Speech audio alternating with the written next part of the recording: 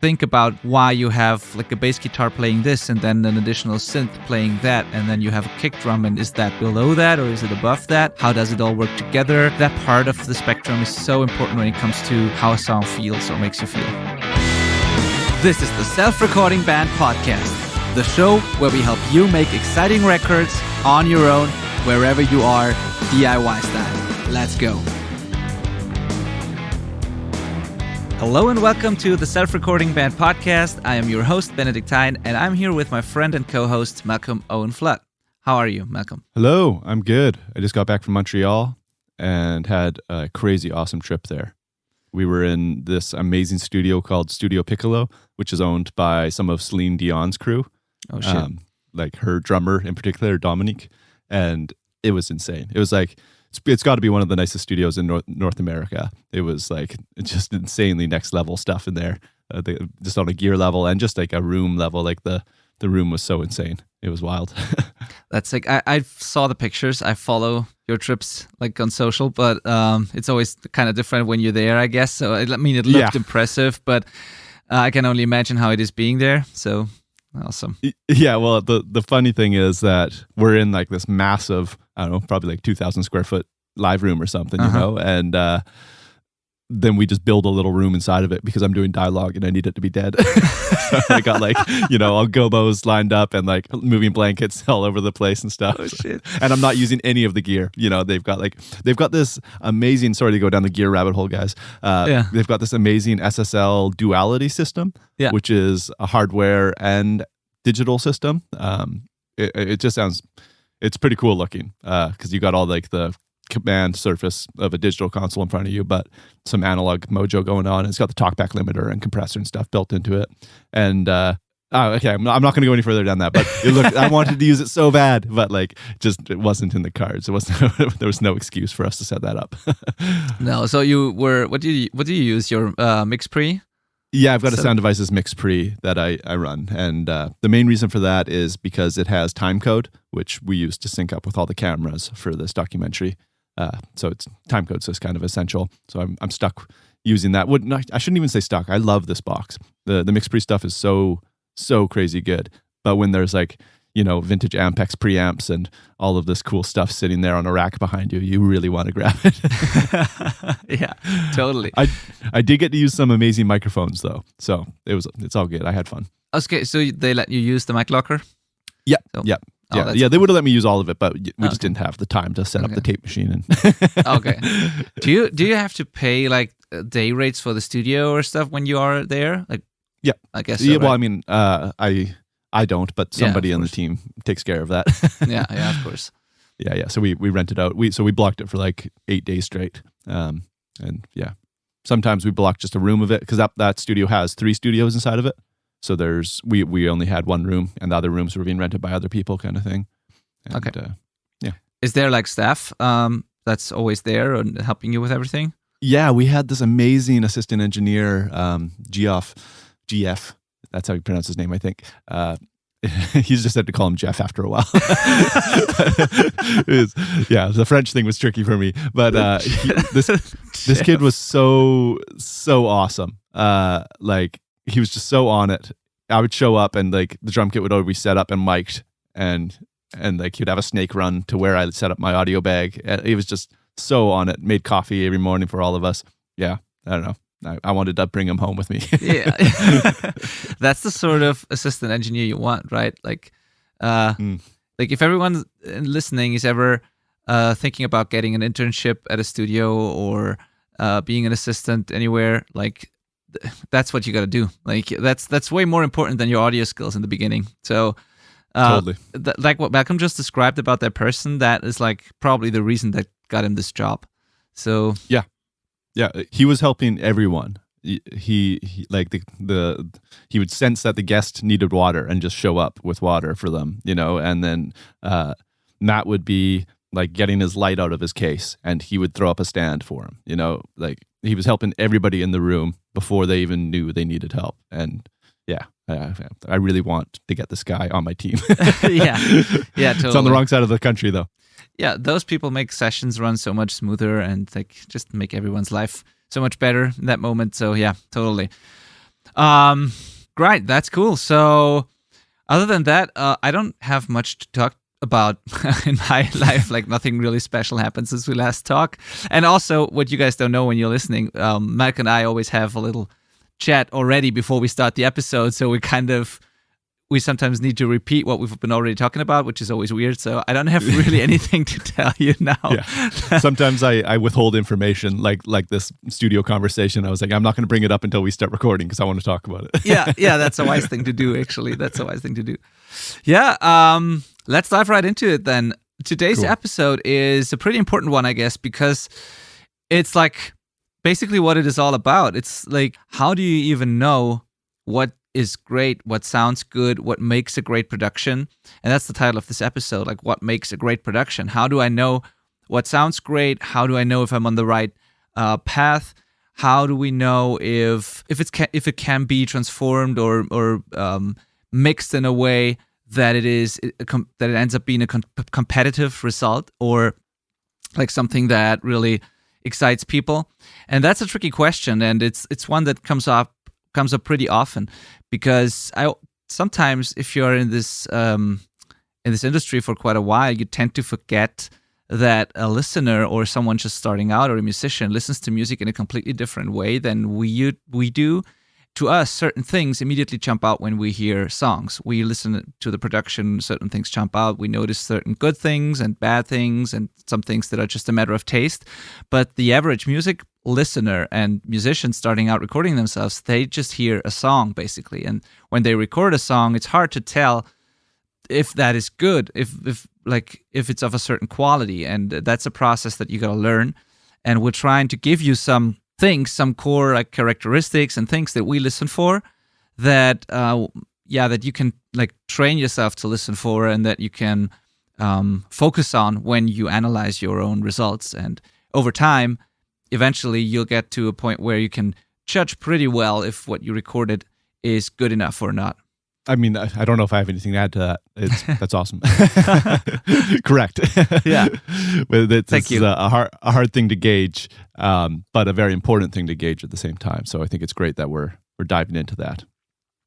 Yeah, totally. I mean, I'm curious, like overall, when you are listening to a song, what's the like most important thing to you that makes you say like, this is a great production? Like sometimes when we hear new stuff or when people recommend references to us or something, some stuff is just great. You know it right away when you listen to it. So yes. What are those things that make you think, oh, I'm going to put that in my reference list because it's just great? Right. I mean, I think the top of the pile for me is like the emotion that a song brings with it. And that's like the hardest thing to pull off as well, and the hardest thing to kind of give it advice on. Like you can't really, it's like magic in a bottle. You know, you can't really just hand it out at will, or it's really hard to make happen for sure. But there are a few songs that like the moment they come on, I'm like, oh God, I love this song every single time. You know, there's the song by a guy named Matt Corby out of Australia called Miracle Love, and another one by him called Resolution. And both those songs, the moment I hear like the first note, I'm like, dang, like every single time, can't believe it. And whatever that is, whatever that little magic is, the rest of it doesn't matter if you get that right pretty well. And in the case of both of those songs, they are not, I mean, they do sound good, but they're not like overly full, uber polished things. And because it's so like impactful emotionally, like it's totally fine. It makes it all work. You know. The funny thing is, like you just said, whatever that is, and that's an important sentence, because sometimes you just can't really define it. You just feel it, you know it, and that's the thing that we're trying to unpack in this episode. Because I think you as a listener, you've had that feeling as well when you listen to a song. You thought it just sounds great and it's a great song, but you don't know why that is. And sometimes we don't know either, but we kind of know, or we can try to analyze and unpack why it works. So there are certain things that lead to this sensation that you have when you listen to such a song. So there are certain things that those songs have in common, maybe, and that's what we're trying to do here. But it's funny that you're saying like whatever that is, because that's sometimes what I think as well. I just hear it and I think like I don't really know what's so great about it. It just touches me, and then like I have to go and analyze what it actually is. Yes. Yeah. The thing I was just thinking about as you said that is that both of those songs don't start with vocals. So, okay. For example, Miracle Love starts with piano and drums, I think. Piano and then drums. And it's impressive that they captured emotion in those instruments as well, you know? It's not just the vocalist that had to sell it, which is something I think we forget a lot in rock music, where it's like, play hard. Like, that's all that matters. Yeah. And, but they managed to capture something in the instruments as well as the vocal, and it's all on the same page, pointed in the same direction. Is that a thing cool. that only you perceive that way, or like, I mean, not only you, but do you think that people like the average music I know what you mean. It's impossible to tell, isn't it? Do they perceive it the same way? Because the thing is with the vocal, like I have this conversation with my wife all the time. Every time I'm showing a great song to her that has no vocals, or when the vocals come in late or something in the song, it just doesn't grab her. Like she just waits for the vocals, and then she can tell if she likes the song. And unless there is vocals, she just can't say anything to it. Like it just doesn't touch her for some reason. Right. And there are people like that. And the funny thing is, she is actually musical. She can sing, and it's not that she's a completely unmusical person, not at all. But she needs the vocals for it to be a song. I don't know why that is. It's like I could listen to instrumental music all day, but some people seem to really need the vocal to transport the emotion or whatever. Shout out to Hans Zimmer. Yeah. Yeah. But I'm with you. I can do instrumental music, no problem. But I do agree that emotion translates most efficiently over vocals, without a doubt. That said, I would argue that it is there. It's just maybe not perceived as strongly by people that are more vocal focused. Yeah. But I think in the case of like these two songs, they made sure it was there. Okay. I think. Yeah, it's totally there. I mean, the Hans Zimmer example was spot on. I mean, I'm sure if my wife watched a movie and there was a totally different soundtrack with a completely different vibe, and like it would be weird, or it had a completely different, it would be a completely different experience for her as well. So it is definitely there. Yeah. Totally. Okay, yeah, cool. But these examples, I'm going to put those in the show notes for people to listen so they know what you're talking about. Matt Corby's the best in the world, I think, and people need to find him. It just blows my mind. He's doing he's successful, but he is not like world renowned, and it blows my mind. He, in my opinion, he's the best vocalist on the planet. So go check him out. Wow. Yeah, high praise. Yeah, I'm curious. Like I don't know. I've never heard of him. So yeah, that's the problem. Yeah. It's people like you, Benny. No. Sure. Yeah, it seems like I'm part of the problem here. But I would definitely check it out. Like that's amazing. Cool. So go ahead. Well, okay. So yeah, the emotion. But when we just talked about that quite a bit, more than I think we thought we were going to talk about it. Yeah. But it's like the hardest thing to really put your finger on, like we said. So I think people need to maybe go and try and find the songs that make them feel something and try and dissect it a little bit. But then after that, for me anyways, it's kind of this sense of vibe / room, which is kind of like the emotion kind of bleeds into that a little bit. But I really like when the kind of like visual image that comes together for the song matches the goal of the song. So be that listening to the band record, and it sounds like they're in like this crickety saloon pub or something, just jamming out with bottles of whiskey all over the place, or like a really modern heavy metal song, like the new Spirit Boxes stuff that I'm obsessed with, and it just sounds like they've transcended a stage and are just in your head screaming. Yeah. Right. Like so there's like a space or lack of space, depending on what you're going for, that is really coherent, and that to me is the sign of a like very well done production. Totally. That's what I was thinking too. So for me, it is like this soundstage space thing that you just described. Basically what you see when you close your eyes, listen to the music. Do you see a band in front of you? Do you see a big festival stage or a stadium, or is it a club, or are they in your head, as you just said, or is it like, that's definitely, if that's well chosen, if that's if good decisions have been made there, that's a big part of it. It just makes sense. and it transports the whole content of the song, the whole emotion, everything, like exactly right if that's done well. So totally.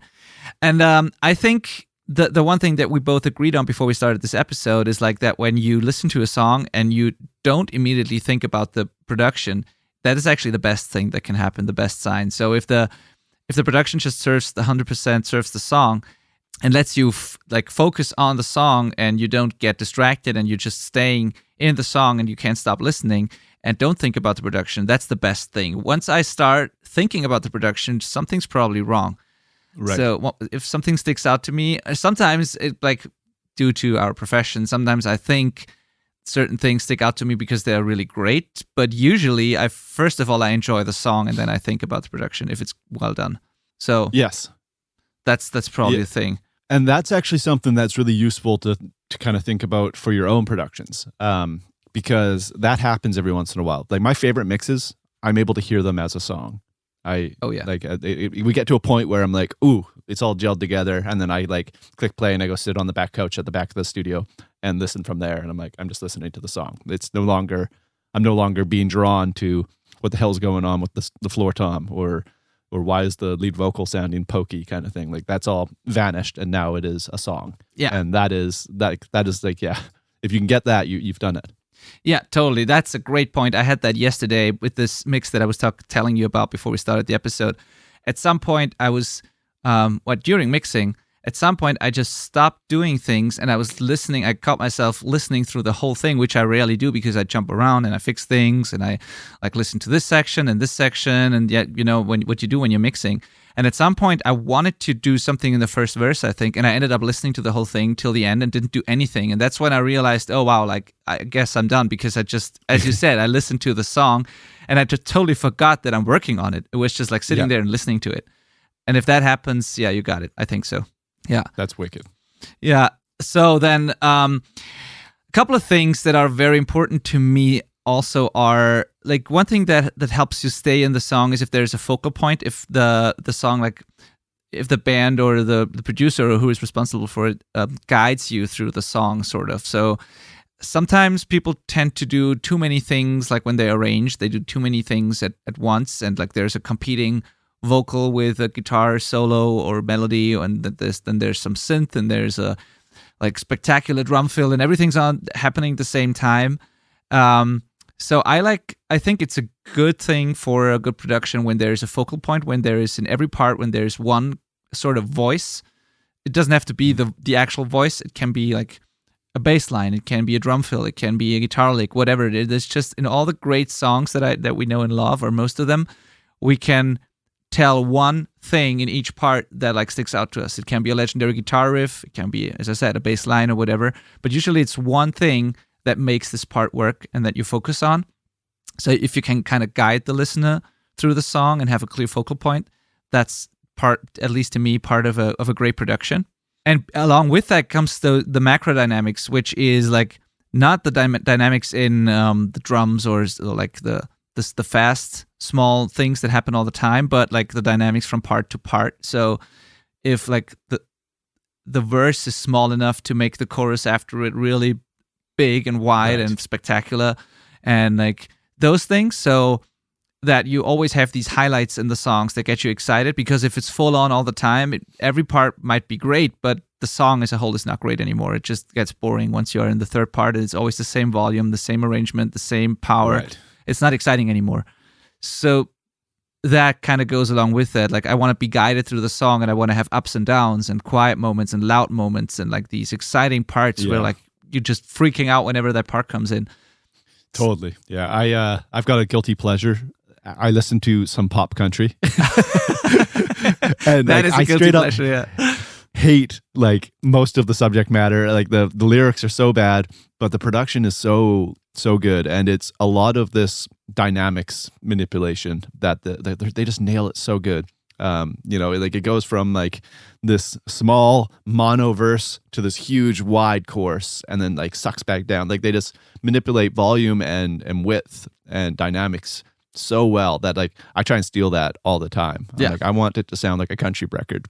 Agreed. Secretly. Agreed. My dad listens to a whole lot of country records, and That's why I got him, by the way, a Decker board last year for his birthday, because he's like Billy Decker has mixed basically all my dad's favorite records. So awesome. I hit up Billy and I managed to get a Decker board for my dad. If you don't know what that is, it's like a cutting board, and Billy Decker is a legendary country mixing engineer, and he makes this wooden cutting boards. So I got one of them. I met Billy at a conference a couple of years ago, and then I hit him up and got my dad one. And like what I was trying to say is those records, and Billy does that very well as well. They do exactly what you just described, and it's not something that I listen to a lot, but I always admire the production on the country things that my dad listens to. Right. Yeah. Agreed. I'm kind of digressing a little bit, but there's two genres that I look to for like what's coming next in the world of production. And I feel like heavy metal's done a really good job at being at the forefront, because they're always struggling to make this like untamable beast sound good. So the tips and tricks that coming out of there are fantastic to steal for other projects. Like I said, I'm normally working in rock. And then country is the other one that I'm always looking to.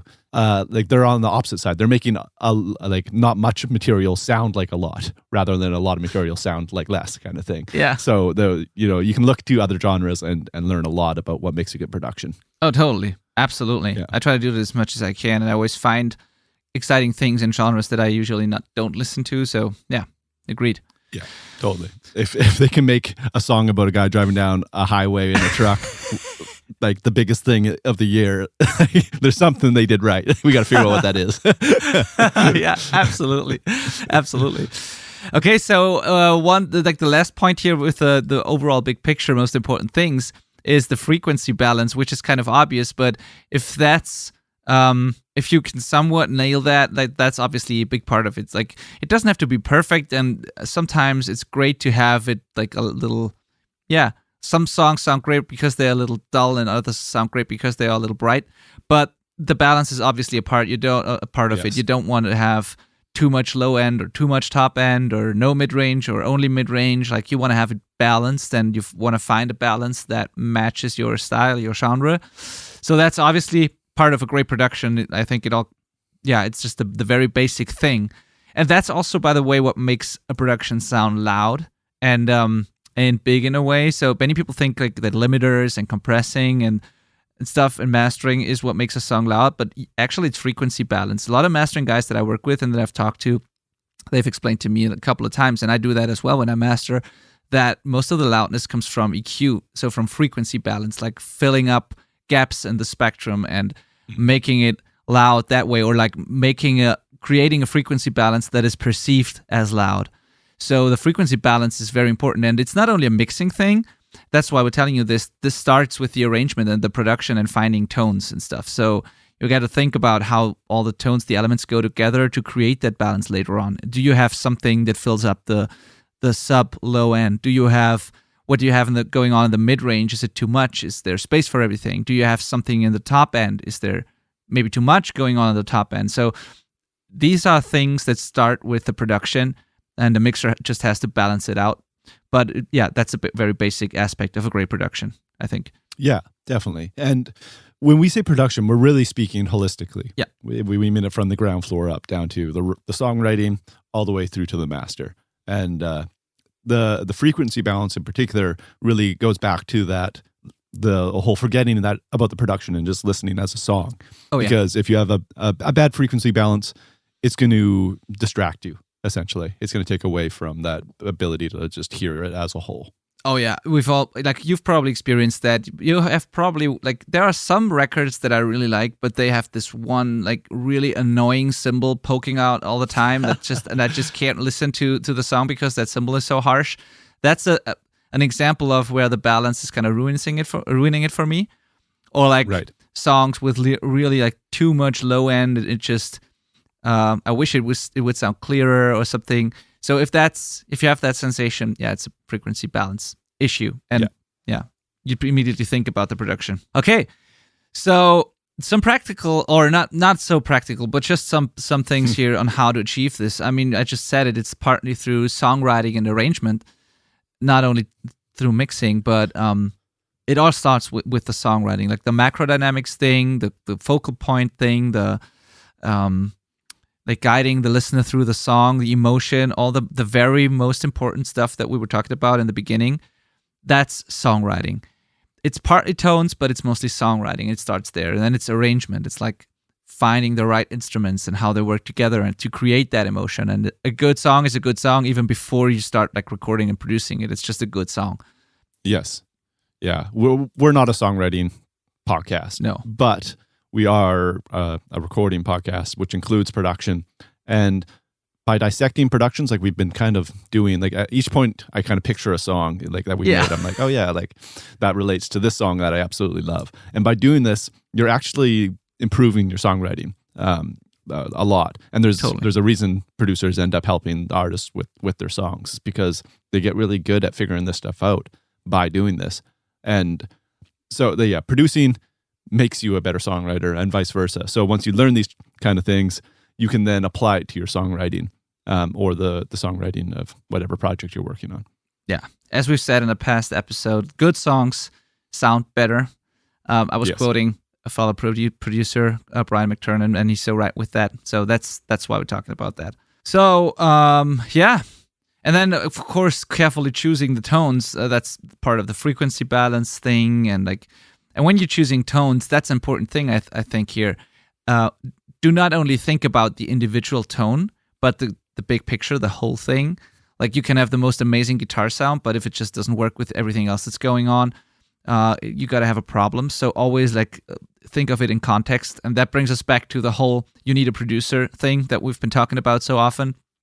Like you need to have someone who has the big picture in mind, who kind of knows the direction you're going in, who can make decisions on with how the elements work together. Because if everyone's just focused on their own instrument and trying to get the best tone ever, then it's not going to work out in the end. Yeah. I'm going to tell a story that I think I've told in an earlier episode. But when I did my last record, we worked with this producer named Eric Ratz, and he got me to play every song on the record with like 10 different guitars. And we recorded it, we doubled it. Like we just do from the intro to the end of the first chorus, essentially. And I did that with like every guitar we had in the room. And then we went through and we listened to them. The engineer we had, Ryan Jones, just played them back to us in a random order. And he kept track of what order we were hearing. It didn't tell us. And then we all said what number we thought sounded the best. And amazingly, there was up to 6 people in the room. We all would always say the same number. Like every single time we were like, okay, like it was definitely 3 on this song. And Ryan would be like, okay, 3 was this guitar. And awesome. Again, amazingly, it would not be the guitar I thought it was. So what we were doing there is giving ourselves some options and hearing it in context. Like I had my favorite as I played it. I'm like, oh, this one feels nice. This guitar's action's easy to play. I'm down.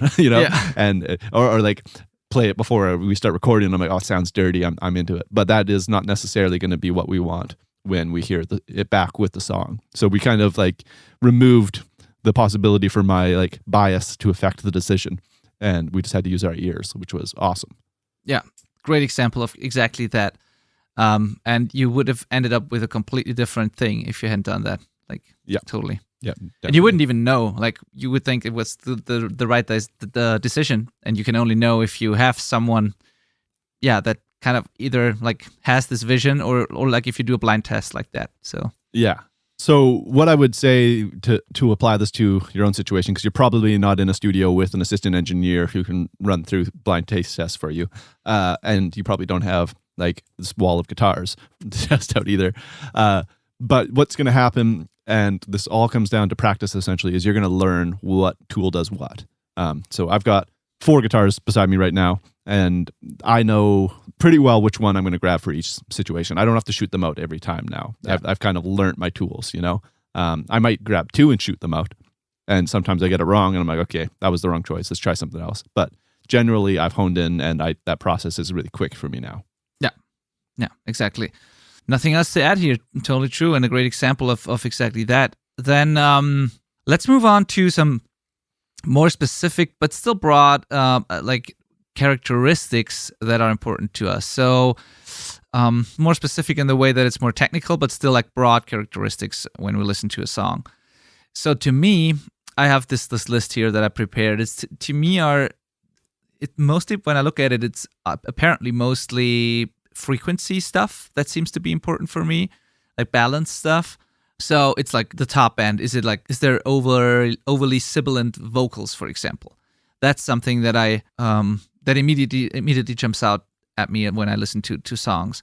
So like in a good production, the sibilance is controlled. So it's there. It's like nobody's lisping or ever, or like has a lisp or something that happens when you overdo it with the de-essing and stuff. So obviously the S's and the sibilance is there. Obviously the cymbals are bright and everything, but not too much. It's just a nice top end balance. That's a sign of a good production to me.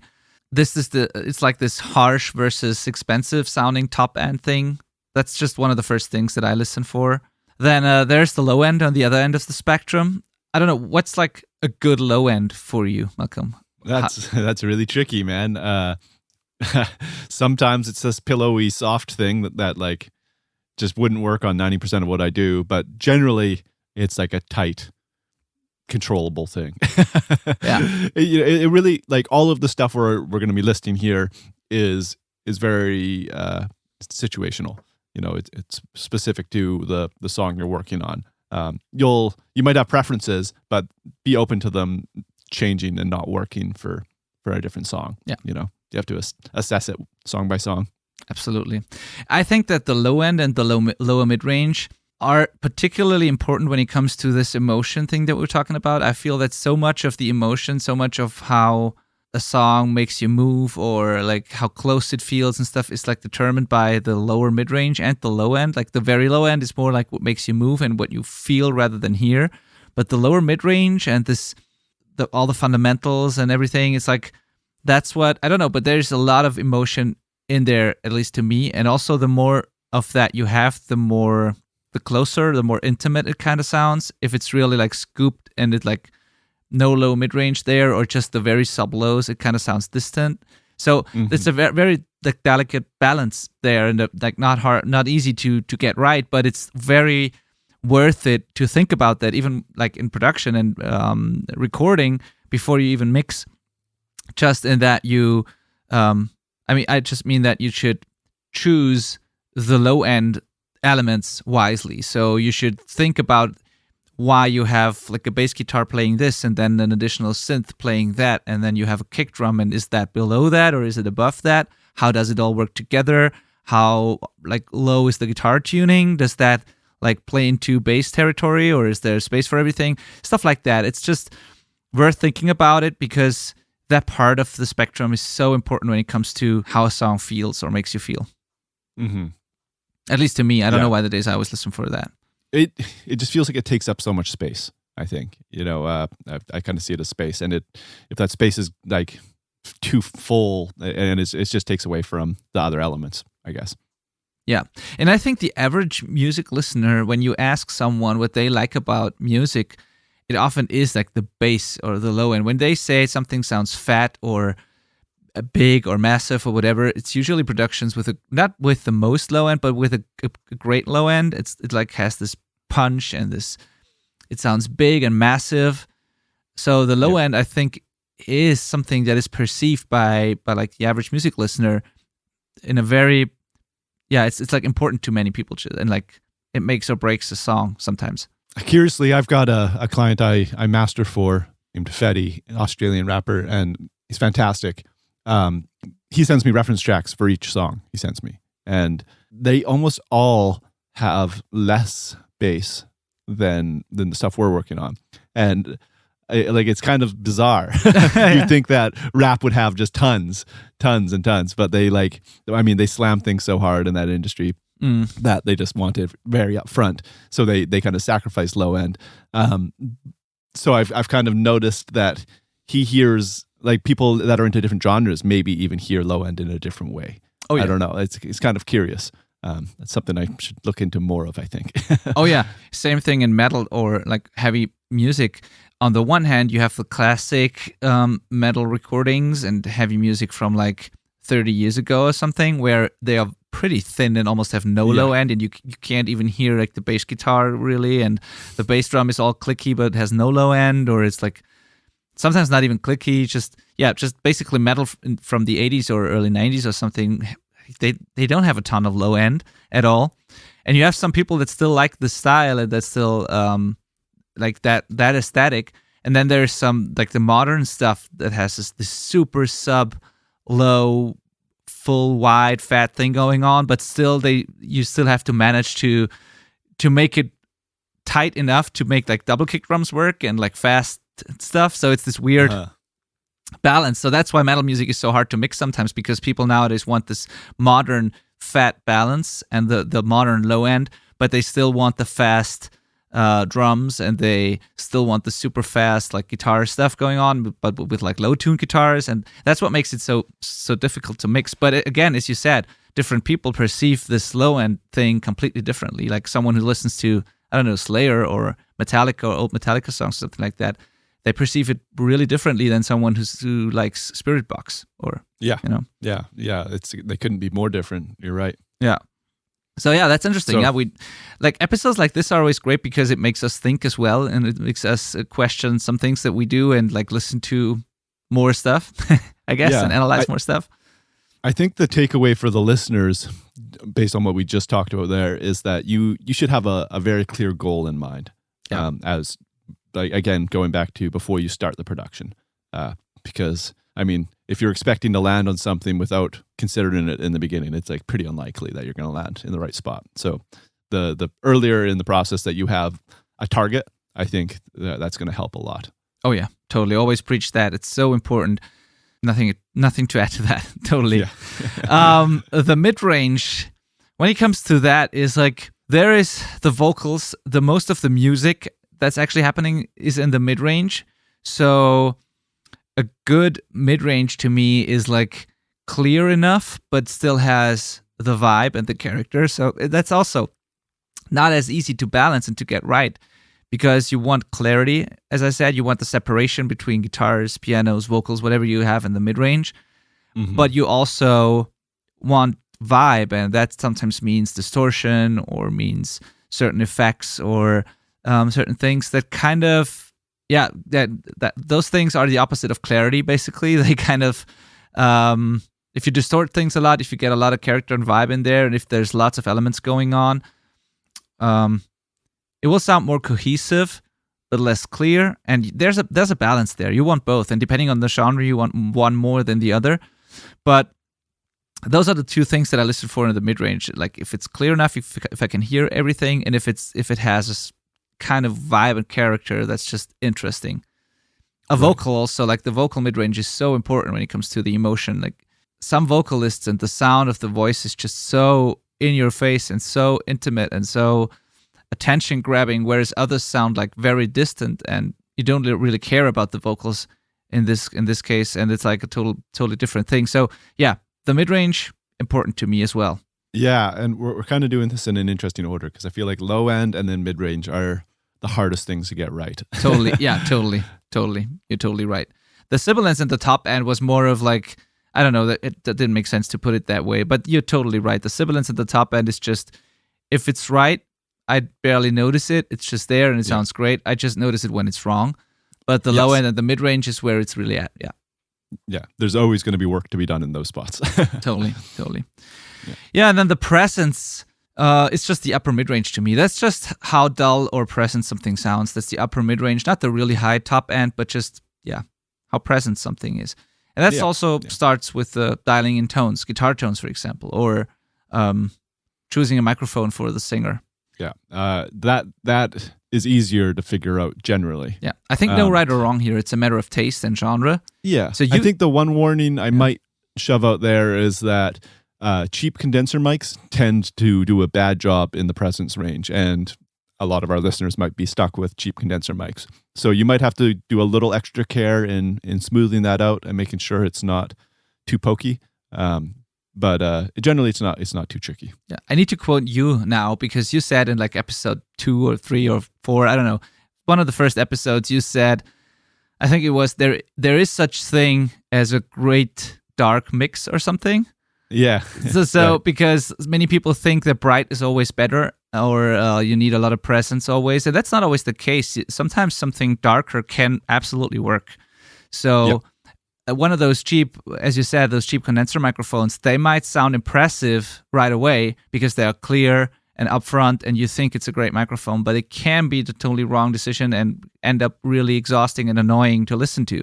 So yeah, there is such thing as a great dark mix, and that's intentional, by the way, listeners. They make these mics sparkly because when you shoot them out in a store, it's like, oh, listen how clear that is. But it's like, is that musical? Yeah, they're trying to trick you with that. Totally. Absolutely. That's why we are always recommending to get dynamic mics also, like an SM7 or the Rode Procaster or an RE20 or something like that. Those mics are typically darker. They are somewhat present, but in a different way. And they can take a pretty, like you can boost a lot of top end with those, but they are just, if you want it to be darker, you can have it darker. And if you want it to be brighter, you can EQ it easily and they don't get so annoying. So. Yeah. We're both using SM7s right now, and listen how good we sound. especially Malcolm. I'm always when I'm finalizing these episodes, I always think like, man, I have such a nasal, annoying voice compared to the deep, full Malcolm voice. It's like I don't know.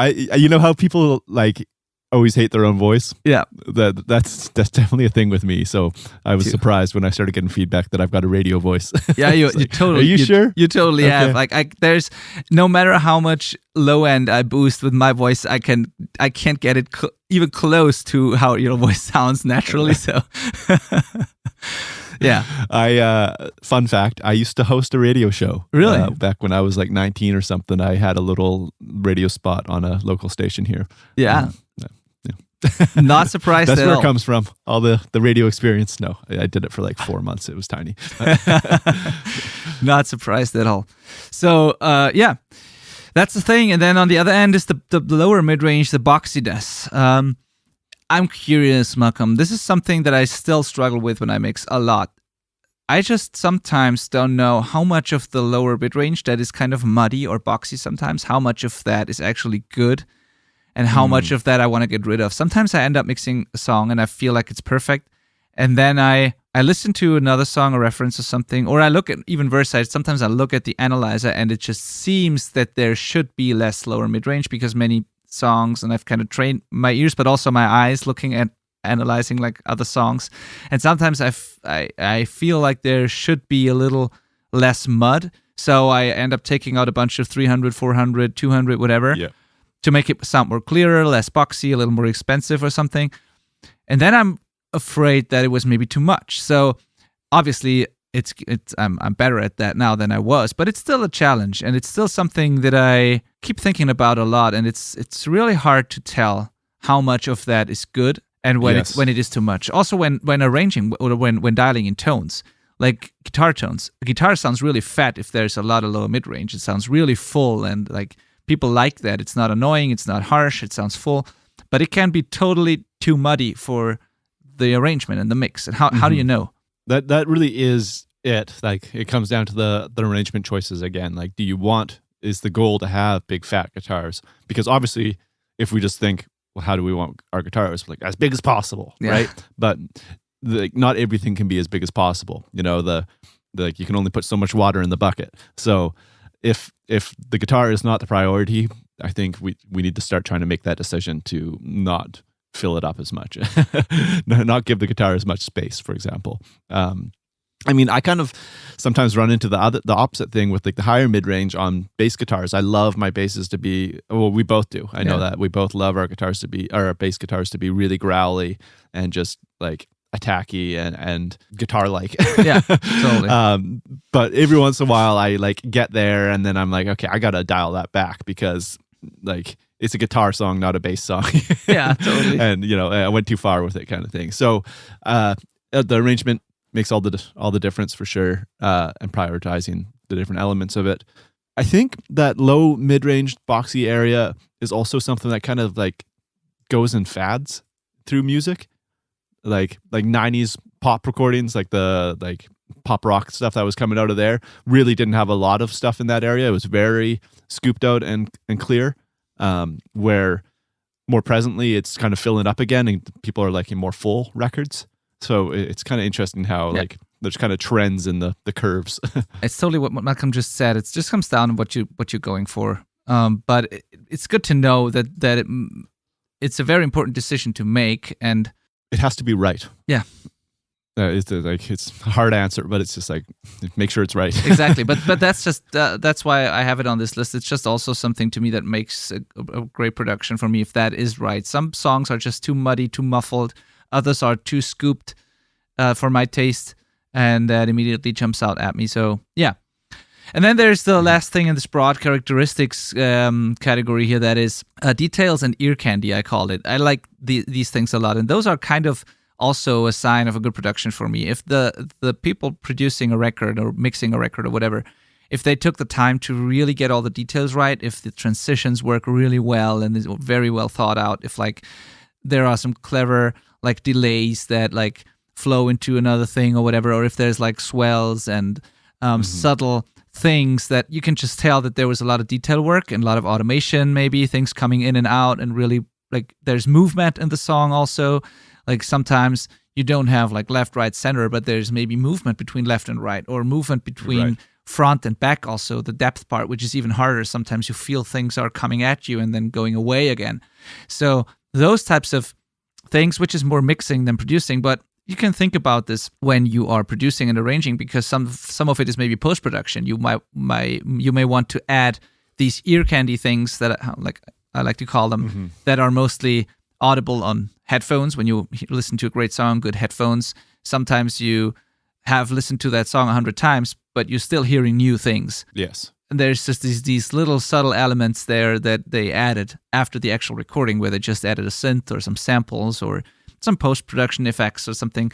And this is something I really enjoy lately. I haven't cared about that as much before that. I was always like the band, I still do band music, but I was always like classic band arrangement with 2 guitars, bass, drums, vocals, that's it, and everything else was pop to me.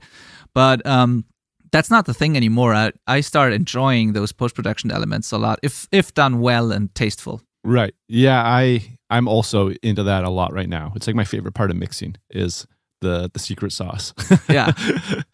And it's weird because it's kind of mixing is becoming a different job, where mixing is now mixing plus post-production. Yeah, in a way. These people are coming to expect these little added creative moments, but I appreciate the opportunity to get creative. Yeah. And if it doesn't need it, I'm not gonna throw in stuff that doesn't need to be there. Yeah. Obviously, but I do agree. The more of that's intentional and thought out in advance, the better the result's gonna be. For sure. Don't leave that stuff out because you think your mixer's gonna do it. Definitely consider it. And yeah, it can really make all the difference. I'm the same way. I used to not really be into it. I kind of thought it was cheesy. Yeah. But I think it's just, if it's cheesy, it's just you did a bad job. Yeah. of getting it in there. Yeah. But there's definitely times where it doesn't need to be in there. If you're doing a straight to tape classic rock live off the floor thing, there's not going to be any ear candy. No problem. No, absolutely. And yeah, I mean, the ear candy there can be a very like detailed, I don't know, hi-hat thing, or some like guitar lick where you hear the pick attack really clearly, or stuff like that, That's just very well captured and like brought out in the mix. That can be the ear candy there. It doesn't need to be additional elements, but just these details that where you like really pay attention to. So right. Okay. So now the more specific, detailed things. What is something that's important to you there? Because I have my list here, but I'm curious, like very specific things that you like or don't like in productions. Yeah, like I think we should burn through these pretty quick because they are so down to like personal taste and stuff like that. But they are good little things to mention. So I think right at the top of the list, and it would have been first on my list too, is like the room sound of the drum kit. Because 9 out of 10 times we're doing drums that sound like they're in like a big ass room, right? Yeah, yeah. Totally. So it's super important to both of us. But even if your drums are meant to sound like they're in like a little bedroom or something, like really dead, you have to get that right. And that's something that beginning mixers are often very guilty of, is that like start mixing drums in solo and they make them sound like they're in a stadium, and then they forget that they're doing like an indie bedroom pop song. Like, now we have a problem. Or the opposite. In my case, it was really, now I'm so into drum rooms, and I've been for quite a while, but I remember starting out that I didn't record room mics ever. I just had overheads and close mics, and I didn't even add reverb or anything. My first couple of like demos or records that I did for friends that didn't have a single like reverb or delay or any sort of effect or room. It was all completely dry because I just didn't know that this was a thing or how to use it. I thought you record a band, you mix the bass and highs and mid-range, and then you that's it basically.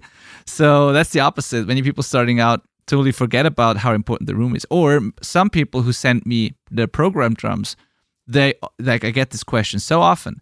They say should we include the rooms or are they not important anyways? Right. And I'm like, of course, send me the rooms. I want the whole thing. This is the most important part. I mean, I can always trigger some other rooms, but yes, please send me the rooms, no matter if it's programmed or real drums. That's a really hard thing to get right, though. Actually, that's almost like a broad characteristic for me. How important that is, because it's so easy to go too far with that or too little. I definitely ended up going too far earlier in my career where everything was just too soupy. And, and now the records I'm liking are drier, but they still sound massive, so it's I got to figure that out and keep honing that for sure. So yeah, making sure you're really what we're talking about is drums. If we look at our list, it's the first 5 things are drums. So essentially your record is only as good as your drum sound. Yeah, totally. It's got to be awesome because it takes up so much space and it's so transient and people hear it. So it affects everything. It's what makes you move also. It's it's a pulse. Yeah. It's, I don't know, and it's technically so hard to do. I think, as I said before we started this episode, when you have a weird guitar tone, you can always say it's vibe character. It's on purpose, something. It's just a guitar that sounds a little weird. But if the drums are done in a bad way, it's just bad. It's there's so much that can go wrong, and a bad drum recording is just a bad drum recording. You can't get away with that. So drums in general, super important. Yes.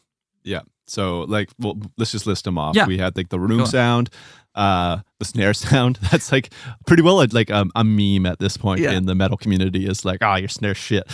Yeah. But it really is important. It's just attention grabbing, so that's got to be right. The kick also has to be, the Billy Decker, going back to him, he says, what does he say? Kick drum sell records or something. Yeah. Yeah, exactly. So, and that, I've got a buddy, Lucas McKinnon, over at a studio called Silverside Sound, which is just down the road from me, and I do a lot of my work there. But we have this thing going where we always say, is it going to affect record sales? Yeah. That's how we make our decisions when we're working there. That's a little strange. It's not going to affect record sales. Let's keep going. That's so right. That's so right. Yeah. And that's how we also talk ourselves out of buying new gear. It's that's not going to sell more records. Let's not buy you that. Yeah. But then the punchiness or softness of the drums, which is kind of ties into the transients. Is it too sharp sounding and pokey, or is it round and use attack on your compressor way too fast, so everything's just you've lost all of your attack. And then the last thing would be cymbals, which is huge. Cymbals can be so bad. There was a time where I didn't really notice the whistles that come up in cymbals, or guitars for that matter. Yeah. You know what I'm talking about? Yeah, totally. Did you watch the Nail the Mix episode with Carl Baum mixing Bullet for My Valentine? Oh, I did. Yes, I did. That was such an insane session. They went for, I don't know how many hours, insane, the longest so far, I think. And he put so much attention to he had so much attention to detail on the overheads and cymbals and stuff. And he had this analogy, or he did what we all do, finding these whistles, as you described it, these resonances, and pulling them out. But he had such great analogies for each of them. One was a guy with a spray can running around the drum kit. Another one was the whistle. And then he had all these analogies for each of the resonances that he found, and they were all spot on. So yeah, That's totally. Awesome. I didn't hear that in the beginning as well, and now I'm notching out all these things, and I do the before and after. I bypass the EQ, and I'm holy shit, there are my cymbals. They were all covered in whatever. Totally, yeah. That's another thing that's really easy to go too far on, is killing the whistles, because you can kind of make your guitars or your cymbals kind of sound lifeless if you go too far. But that's a really modern mixing technique, is these hyper narrow Q cuts where you're just taking out whistles, like we're saying. If you don't know what we're talking about, we should find something to share in our Facebook community where we can be this is what we're talking about, these kind of whistles. There's probably a cool video we can find on YouTube or something. I'm writing this down right now. I'm going to do that. That's awesome. Yeah. But yeah, cymbals in general, like distortion in the top end is like people tend to monitor way too loud, and you cannot hear top end distortion when you're monitoring too loud. So that's a thing. Also, when you're recording in your jam space and you have the drum kit in the same room with you, like you immediately lose like top end basically in your hearing. It doesn't take much to like be like tone, like not tone deaf, but deaf in general. That at least for a couple of hours, you don't really hear the top end anymore if you're in a loud jam space recording drums. So sometimes you might not notice that you are too close to the cymbals with your microphones and they distort, or you have like cheap microphones and it's kind of a not pleasing top end that you're capturing. So be careful with that and listen to it quietly. Take breaks and listen to how the cymbals sound, and it matters because it makes the final production pretty annoying if it's done wrong. Okay, so we ran through like a lot of drum stuff there, and we touched on guitar resonances as well. That's gonna fall. These are all of the things we're mentioning are distracting, right? Like that's what we're getting down to. The detailed things are anything that could be distracting. I do an example of the guitar resonances as well in the community, I think, because it's just a very common thing and a very practical thing to tell people, because that's just like 8 out of 10 guitars that I get from people who record themselves have like more of those resonances than necessary. Like if they try to mic a real cab, at least if they don't use sims. So like things like angling the mic a bit or combining two mics to kind of cancel out those resonances, even knowing what those resonances are, that's just a big and important thing for people. So I find an example and I post it in the community so that people know what we're talking about. But if I hear that in a final production, that immediately screams amateur production to me. If I hear all these weird guitar resonances. Right. Yeah. If you're not in the self-recording band Facebook community, go and join that. It is open to any listeners. Yes. It's actually open to anyone. To anyone, You can go in there and invite the rest of your band, even if they're not listening to the podcast. Totally, and you should do that. Yes. Yeah, your job becomes a lot easier if your band is on the same page as you. Oh, yeah. That's a good tip. Oh, yeah. Yeah. You were about to say we have drums, we have guitars. I mean, really, we could say anything if it's done wrong. Yeah. Right? To me, the next thing would be how the vocal sits in the mix. That is something that I listen for when I listen to music a lot. When I have like, when the vocal is way above the band, or the opposite, when the vocal is just another instrument and not really prominent. And both things can be right, but it can be totally wrong as well, depending on what you're going for. Some bands want the vocalist like quiet and embedded, and others want it to be super upfront and like the all the rest is kind of behind it or below it. But if that's done wrong, that immediately jumps out to me as well. And if it's done right, that's also super cool. Like some productions with this really upfront vocal are just so great and so emotionally awesome. You're absolutely right. That can be. I always find it interesting when I hear a mix I like and the vocal is really quiet. 'Cause I tend to go a little forward. I think I'm not like super forward, but generally the vocal's on top for sure. And then sometimes I hear a song and it's pushed further back, and I'm like, this still sounds awesome. Yeah. Okay, I want to experiment with this more. That's like my biggest pet peeve for live sound is when the vocal is too loud. I mean, I know that often it's more often that the vocal's too quiet and people are like, I can't hear the vocals, and that's obviously worse. But I feel like sound people are terrified of that, so they're always mixing their vocal way too loud. And it's especially a rock bigger vocal's venues. meant to, yeah, totally. I'm like, no, we want that vocalist to be like fighting for energy, you know, like so many times I've listened to punk or hardcore bands in like bigger venues, and all you hear is the vocals, and it's so weird, especially if you have someone screaming, and all you hear is like a person screaming with some music in the background. That's just wrong, you know. So it's not right. Yeah, totally. Yeah, context. It's everything. Exactly. And with vocal layers, I mean, well thought out vocal arrangements. It's an arrangement thing again, but that's also part of a good production for me. And I say that because a lot of times I get stuff to mix where they completely just didn't do any doubles or harmonies or whatever, but they didn't do it on purpose because they wanted to. They just didn't think of it, and they just thought, well, we have a singer and that's what we have. And so I just want you to think about that and to maybe try out harmonies or doubles or additional vocals, ad-libs, whatever, and see if you like it, if it helps the song, if it helps a certain part. If you don't like it, you can always delete it, but think about this, because a great vocal arrangement with like well thought out layers and harmonies and backing vocals makes it so much more interesting, and also helps separating parts, like a very simple verse compared to the chorus with all the backing vocals. So yeah, that's just, I guess, the thing that I'm listening for most, like where the vocal sits and what the vocal arrangement is like. We should do an episode on vocal production tricks. Oh yeah. I know we did one on recording vocals, but we could get a little more into some cool stuff. I think that'd be great. I feel like that's a great overview of a lot of important stuff. I think so. Yeah, I think we're through it. That's it. That was kind of one of my favorite episodes so far. I didn't expect that, but that was cool. So I hope it was helpful as well. I hope you kind of listen to songs or to your own songs in a different way now, and are better able to analyze what you're doing. If you still struggle with one of these things, just let us know. Just shoot us an email, post it in the community.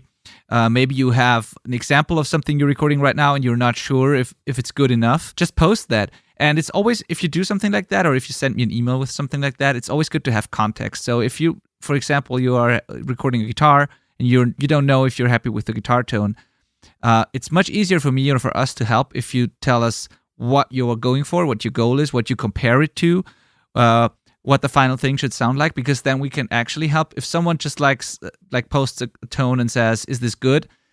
It always depends, So just do that, give some context, but then I think we're able to help, and the community is as well. We have a lot of cool, really good people also in the community that are happy to help. So yeah, do that. Join the community. Let us know, and I hope this was helpful. Yeah. This is episode 30, by the way. I just wanted to shout out that. That's awesome. That is super awesome. I think, I didn't expect that. Wow, it's been it's over half a year now at this point. Crazy. It's wild. Yeah. Cool. But thank you all for listening. Thank you for subscribing. Leave us a review on Apple Podcasts or iTunes.